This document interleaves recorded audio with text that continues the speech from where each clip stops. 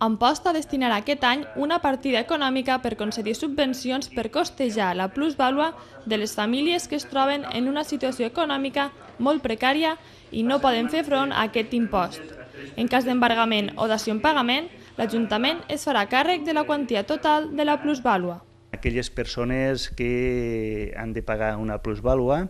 i que estan sent objecte d'una dació per pagament o un embargament de la seva habitatge habitual, i l'Ajuntament d'Amposta en aquest sentit ja l'any passat va demostrar, i aquest any ho tornem a fer, una especial sensibilitat per a aquestes famílies que ho estan passant malament i per tant bonifiquem, subvencionem totalment la plusvàlua d'aquestes persones. L'acord va ser aprovat aquest dilluns al ple de l'Ajuntament d'Amposta, amb el suport de tots els partits. Per la seva banda, el portaveu d'Esquerra d'Amposta també es mostrava satisfet per la moció que demana que la ciutat d'Amposta, mitjançant l'Institut Montsià, esdevinga una seu on es puguen dur a terme els exàmens de l'Institut Obert de Catalunya de la rama professional. La gent que està cursant estudis pel lloc, que és l'Institut Obert de Catalunya, que són aquells estudis d'educació secundària, però sobretot en la branca de cicles formatius, que no s'hagin de desplaçar a Tarragona a poder fer els exàmens. Crec que és bo que Amposta